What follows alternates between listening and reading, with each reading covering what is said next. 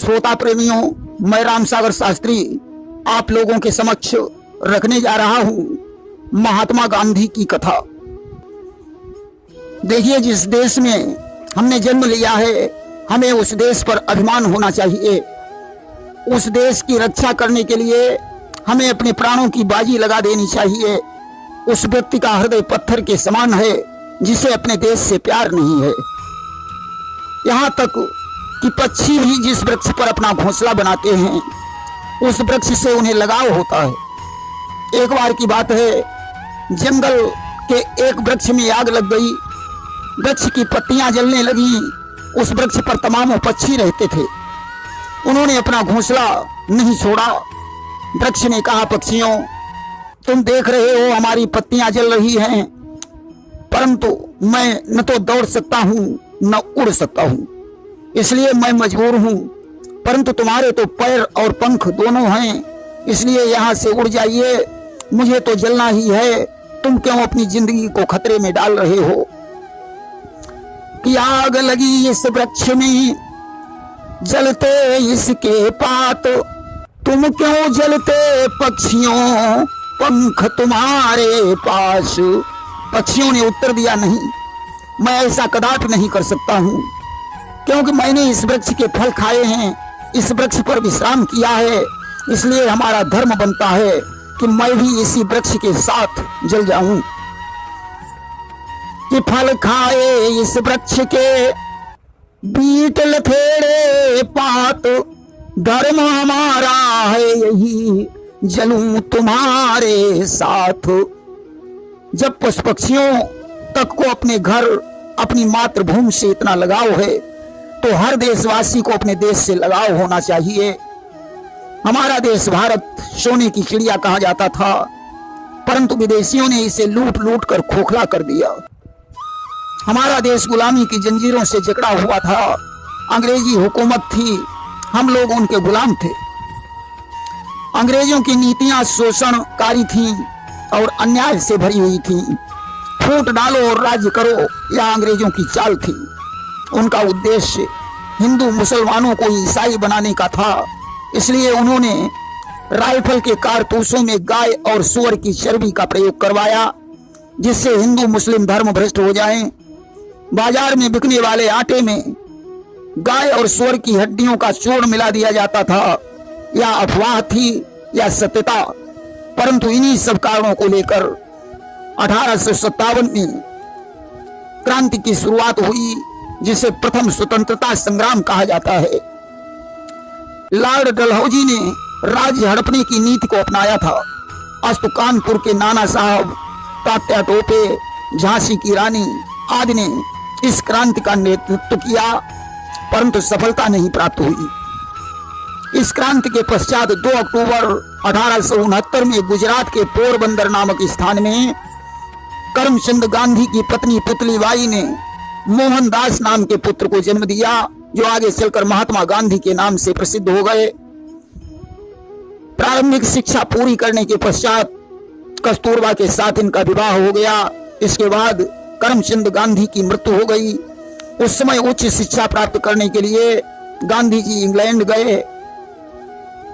उस समय इनकी माता ने मंगल तिलक करने के बाद मद्यपान से दूर रहने की शपथ दिलाकर इन्हें विदा कर दिया। कि मद्य मांस मदिराक्षी से बचने की शपथ दिलाकर, माने तो दी विदा पुत्र को मंगल तिलक लगाकर।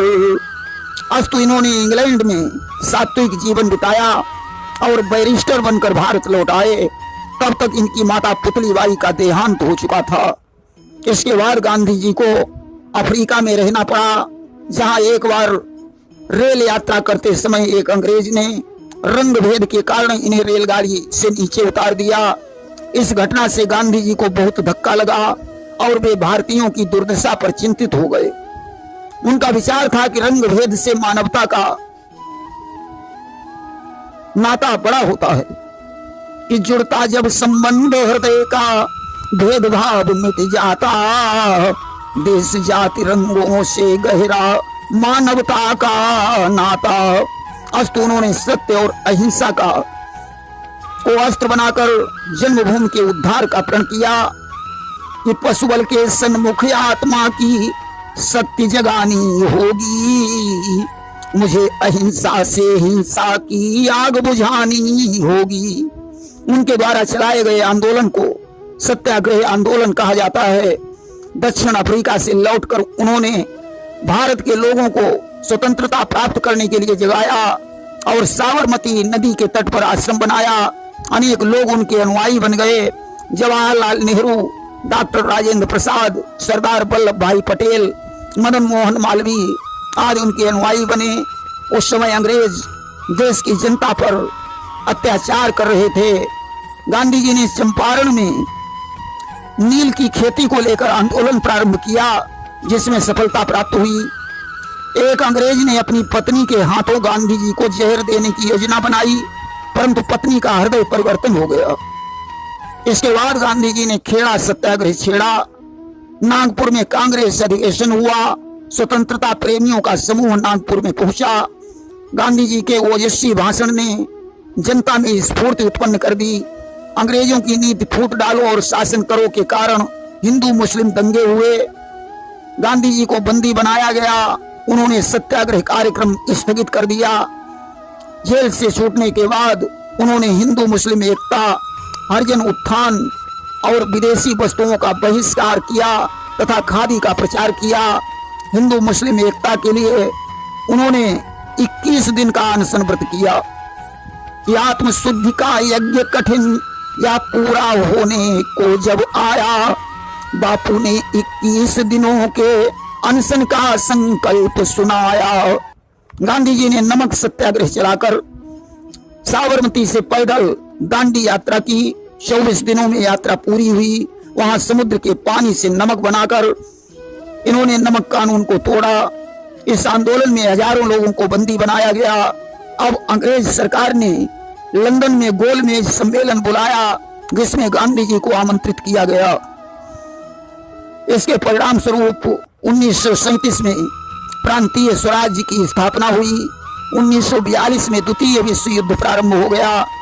अंग्रेज सरकार भारतीयों का सहयोग तो चाहती थी, परंतु उन्हें पूर्ण अधिकार देना नहीं चाहती थी। क्रिप्स मिशन की सफलता के बाद गांधी जी ने अंग्रेजों भारत छोड़ो का नारा दिया। बंबई अधिवेशन के बाद गांधी जी सहित सभी भारतीय नेता जेल में डाल दिए गए। वहीं जेल में ही कस्तूरबा की मृत्यु हो गई। 15 अगस्त 1947 को अंग्रेज भारत छोड़कर चले गए, परंतु देश भर में हिंदू मुस्लिम सांप्रदायिक झगड़े शुरू हो गए। गांधी जी उस समय भगवान से प्रार्थना करने लगे कि प्रभु इस देश को सतपथ दिखाओ, लगी जो आग भारत ने बुझाओ, मुझे दो शक्ति इसको शांत कर दूं, लपट में रोष के निज शीश धर दूं। अंग्रेजों ने जाते जाते मुस्लिम लीग की मांग पर देश का विभाजन करवा दिया, जिसके कारण हिंदू मुस्लिम संघर्ष हुआ। गांधी जी के आमरण अनशन पर कुछ मुसलमान हिंदुस्तान में ही रहने लगे। 30 जनवरी 1948 को नाथूराम गौडसे ने गांधी जी की हत्या कर दी। गांधी जी राम राज्य की स्थापना करना चाहते थे। उनका कहना था कि यदि मिलकर इस राष्ट्र यज्ञ में सब कर्तव्य निभाएं अपना, 1 वर्ष में होवे पूरा मेरा राम राज्य का सपना। प्रेम से बोलिए राष्ट्रपिता महात्मा गांधी की जय।